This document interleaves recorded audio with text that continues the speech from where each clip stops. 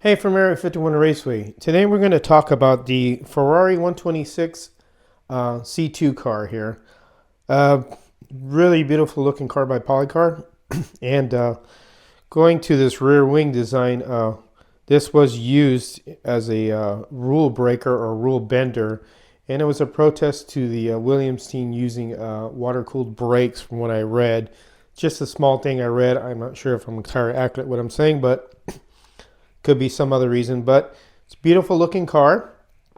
We're going to discover one thing here. So if you could see how high that rear front axle is, excuse me, not rear axle, that is really high. I never seen a slot car that I got with such an axle shoved up so high. And we're going to investigate this because in reality, when people do buy these cars, sometimes the first timer will get these cars because they're really cool looking, and they'll put it on the track and pull the trigger, and then the car just performs dismally. And then they get frustrated, and they figure, well, I'll just throw it in the case of hell with it, and I'll put it on the shelf. And that's what ends up happening. They become kind of like, pieces to look at. But I don't like doing that. I prefer to actually put it on the track and actually perform like it should. And we're going to do the tune on this, and we're going to show you how we're going to get this all straightened out. We're also going to go over the different tire selections that are available for the car too. So rubber tires, silicone, and urethane. So it gives you a wide selection on what to use on these, on what you prefer on your track, or what you run on your track, or your wood track, whatever you have. So stay tuned, and we're going to get into this because this is a real cool looking car, and it's worthy of being on the track and handling just as good as it looks. Stay with us. Hey there, from Area 51 Raceway. We are here with the Policar Ferrari 126 C2 Long Beach GP 1982. Driver was Didier Pironi. I don't know if I said that right. Probably not, but oh well. Beautiful car. I mean, well, it's a real stunning looking car. The details are nice. It has the very unusual dual wing on it. And reading up on this car that Policar did provide two wings for this. So I believe the first version of the car, which was the 126C, had this traditional wing here, and there's a mount for it, and it comes in the package. So this is why this wing's included instead of the double one. Now this version of the car, the C2, came with the double wing. I was reading a little history on this wing. So the car was fitted with the unusual configuration of the twin thin rear wings, each individually as wide as the regulation allowed, but placed side by side and staggered fore and aft, making it effectively a single double wing. This was done as a deliberate exploitation of rule loopholes in retaliation for Williams' water-cooled brakes. Exploited at a previous race in Brazil and send a political message to the governing body, which was part of the FISA and FOCA wars. So I'm reading that off the history on this on Wikipedia on this wing. So that's why this wing is on this C2, because that's what they use. Now Policar has provided, like I said, the other wing, and this was also used in the earlier version of the car, which was the 126C, I believe, not the C2. And then of course they had a C2B and a C3. So this is a series of Formula One cars that they've used. So anyways, off on that subject there. All right, here with the Policar. Got out of the, obviously it's out of the case, and we stated that how high it sits off on the block, and that's really high. That's no way that's going to really perform worth anything when you have it on the track. I don't care what track you have. So we'll find out what's going on here, and what we're going to do is we're going to remove the 4 body screws, which are right here. They're the flat ones. These are for the pod right here, 1, 2 on the inside and on the front. And we'll go ahead and remove these off the car, and there are the small washers, so keep that in mind. Don't lose the little washers that go in between the chassis and the screw. We'll take these off, all 4. There's 4 on the body, and move that. Here we go, body's off. Again, a really, really beautiful detailed body, and the dual wings, super cool. Really nice looking car. And we're going to set that aside, and we're going to look at the chassis. Pretty much a basic, Policar chassis here that we have for this particular car. And as you can see, they have the wires running underneath the axle. And what that's doing is, if that's rubbing the axle, they call that fouling. And that's from the lead wires rubbing on the axle itself.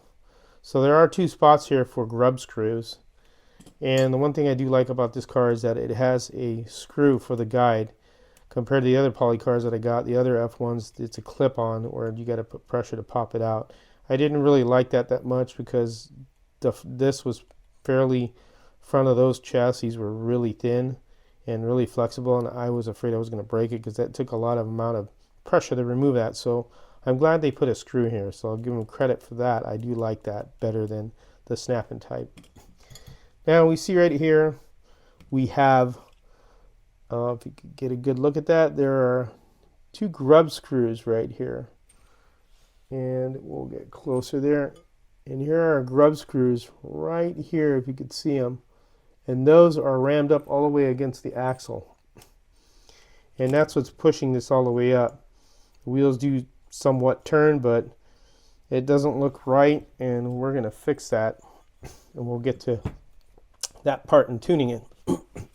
Now, obviously, I don't think Policar did a great job on putting this through quality control because, I mean, having axles rammed up all the way like that, it's not going to be a good thing. And nothing against Policar, I'm not bashing them, but they should have checked this out before sending these cars out, because for the regular person that buys this is not going to understand what's going on compared to people that are, that are around in the hobby that know how to tune and stuff. And when they get this car put on the track, this is not going to perform, and it's going to fall off the track, and then they're just going to, like I said before, put it in a box and because it's a pretty car and let it go. But we'll do a few things to alleviate this problem that we have right here, and they're real simple things to do. So we'll jump into that right now and get started. All right, we have our front axle removed, which is a pressed axle, pressed wheels. You just pop this off, slide it out, and we're going to see the lead wire is tucked in here. And what we could do is pop that out and have it right over the axle. As far as I could tell, there's going to be enough room for this to be over the axle and for this to stay there. I was contemplating on putting the thinner slot car corner wires, but I believe with the nose over this, it shouldn't be an issue as long as it's over the axle. And you should have plenty of room within the body here to ride in here and not be a real big problem, but we'll check that out after we get it all said and done. Now here's one of the issues that I see with these cars. It says you see the rub screws are way up high here, and what we want to do is take those out, and you're going to see how long these are, and we're going to remove them and see the length of them all the way out. Boy, if you'd have to adjust this down, there would be no way to do it because this would be sticking out of the bottom of the chassis. And there's our grub screw. Yeehaw, boy. That's one long grub screw. And man, that'll be a problem if you have to adjust that all the way down with that sticking out and, rub it on your track. So we're going to take these and get rid of them because we could save those for something else. And we'll do the same with the bottom here on the other side and remove this long grub screw. And I mean, ooh, boy, this thing is, that thing's huge. We'll put them off to the side there. And then what we're going to look at is right here where the axle goes through. You're going to see there's a U right here. I don't know if you guys could see that. There's a U right here. I'll have a picture showing it. And what's happening is that this axle will not go down any further due to that this right here is preventing it, this opening, because this is higher than the U. So what we'll have to do is file this down and file the top and the bottom and a little bit of the caliper because the wheel goes so close around this. But the deal is that this axle, being that it sits in here, is not allowing it to travel any more further, and that's the maximum there, and it's not even touching that U where this thing would ride on. So you have a lot of distance so the axle wouldn't go down any further and stay in a high position, which is not good. So what we're going to do is file this down a little bit, so this way this will be able to touch that part. Now right here, you could cut those U's if you want. It's up to you. I'll probably end up cutting them later, but I'm gonna file this down because this is really a problem that's preventing the axle from going down further so that it'll touch the block. So let's get our file and file this down. And what we're gonna do is just be very real, somewhat gentle, of course. We're gonna file this down as much as we can. Just hold it like that and give it a file. You can see how deep I'm going with this because there's just too much material there, and what I'm trying to do is get most of this material off from the bottom of this so that this axle will come down more, so that we can get it lower down to touch the track surface or the tech block that we have here. And all you're doing is, again, sanding this, filing this down so that this will have the same distance where this is at, because since this being high, you can't get the axle down like I said. So we're sanding it down. What we're trying to do is get this to where it could lower more, and we got a long ways to go. So what we'll do is we'll continue sanding this, and I'll show you more pictures of this when we get a chance. And let's get a little bit more in there, and I'll show you what it looks like when it's done. Okay, we've now filed everything down that we need to file, and I'll post, you'll see some pictures of what I've done. So as you can see, I've filed this channel down more in order so the axle could lower down more and touch this part of this U right here that's on the inside. So I've basically driven the file and just hold down and rub like this until I get the desired amount off of it and desired travel. And you can see how far I'm going in with this file.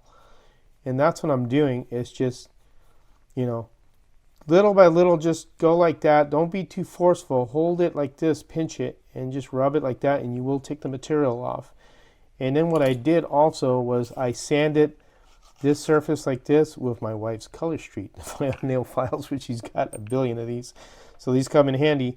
And I sand this surface down, and then I sand this part here, and then I sand over here on the caliper and down here as well. This is so the wheel will freely spin in that area, because these sticking up will interfere with it and cause it to drag. Now I'm going to put this in here. You're going to see what I'm talking about, how much I've got this to drop down. I'm going to put the other one in here and squeeze it in. Now you can see these things, they spin nice, and that's exactly what you want. Now you can see how much travel I have in the axle now as I didn't before. See all that travel? That's perfect, because now you could get grub screws from the top and some from the bottom and center it to where you want it, and this is going to touch the track. As soon as you put the body on, you're going to have that amount of barely touching that you need.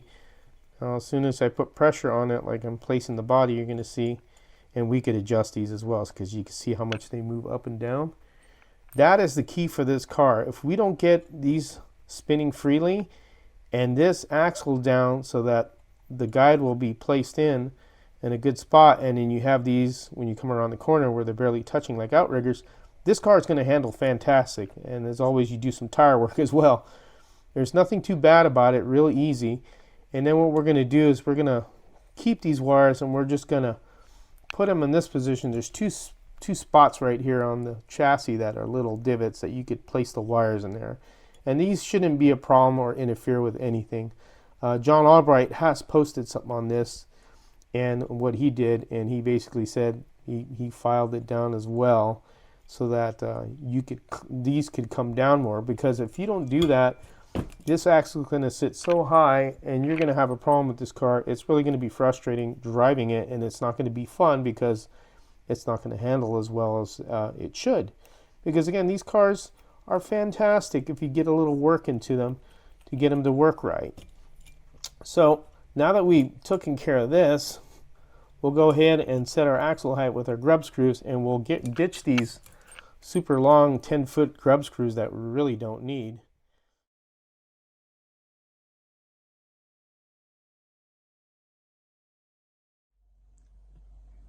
So just testing some NSR rubber here. On this side, 5265 black. This is the 19.5 by 13 Formula NSRs. They fit really well, pretty good, close to stock size. And on the left is the 5221. I have the Ultra Grips on here, and these are 2013. Of course, these are our rain tires. As you can see, they're grooved, and these are smooth.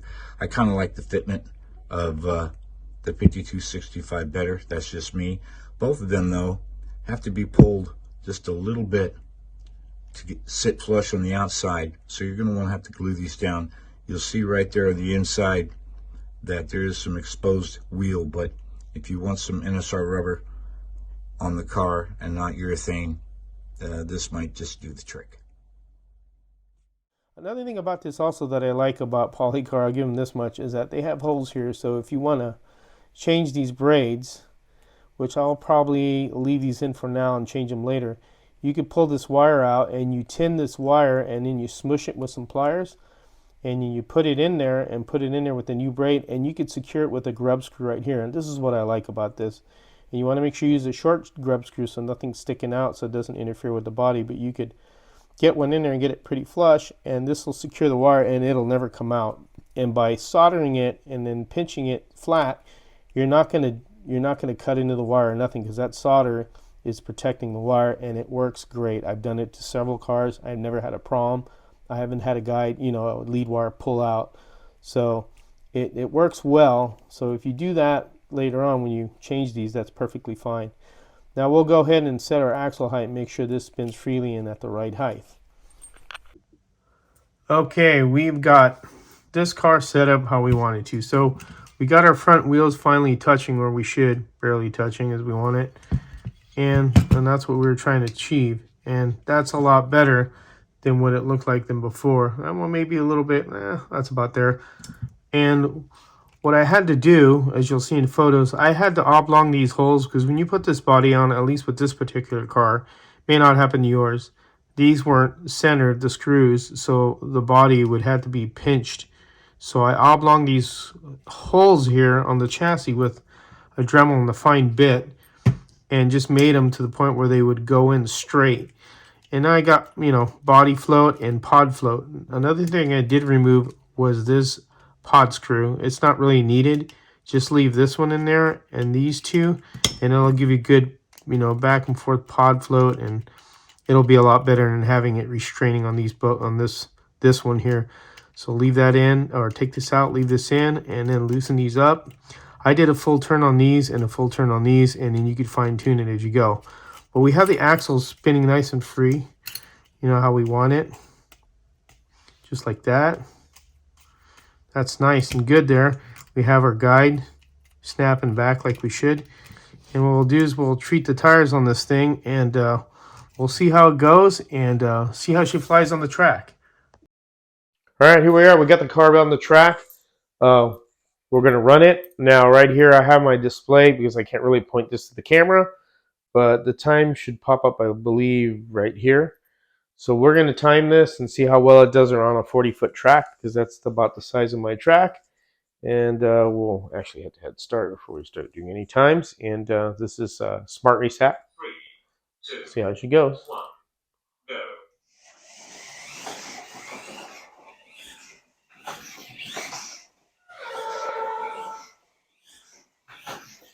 Now I did treat the tires with. Let's see how fast this lap. I just treated the tires with tire tweak and cleaned them with naphtha, of course. This is the stock tires from Policar. It handles pretty good. And I had to play with the pod a little there, but not too bad. One thing about these tires, I know they're a little bit harder. I believe if I had some NSR tires, they would be, or just these slot, they'd be a little bit better on grabbing because they would be softer. So we'll put this back on here and give it a go again.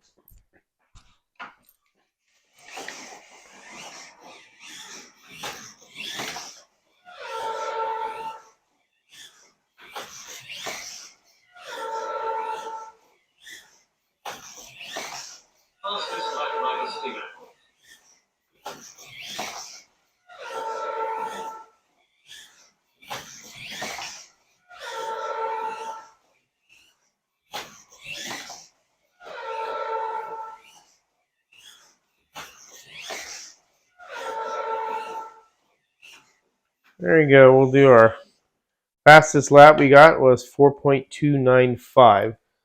So not bad once you get it all set up and enjoyable to drive. These Policar tires to me are a little bit, or actually they're quite hard as far as the feel of them. They are sticking, but I'm pretty much sure if I got some NSR rubber, it would do a little bit better, or just another tire as well as like either urethane or a was it a G25 or G23 tire that I know John has been experimenting with. John Albright. So there's many choices of tires. If you want to go silicone, go for silicone. If you want to go for urethane, go for urethane. And remember, everyone, the truer has come out. So I trued these a little bit. I only trued them for about 2 minutes to get them real smooth, which did the trick. They didn't need much. But they're generally for getting these trued a little and getting them treated and getting it on the track. Not too bad. 4.295 on my track, and that's not bad. And the car is fun to drive. It's not, you know, it's not terrible like if you were to get it out of the box with it sitting like a 4x4. So as far as the review goes for this car, I think it's an awesome car. They have another version coming of it, a special edition, which has the regular wing, which is chrome. Uh, and it's number 27, I believe. I don't know. It could be 27, 29. I can't remember the photo. But an awesome car. I'd say Policar did a good job. The only thing I didn't like is that their quality control didn't really look at the front axle, because having that jammed up way up there with big, long set screws is not really a way to go to put it on the track for, the person that purchases a car that's not much into tuning and then puts it on there, and then they just get a bad taste for, buying these because they think they're not worth, or they just don't know how to tune them. So this video is just to help out and also review the car. Wanted to thank Harry for sending me that video clip on tires. He helped me out with this. And if you have any questions or anything, please let me know and email me. As always, take care and have fun racing.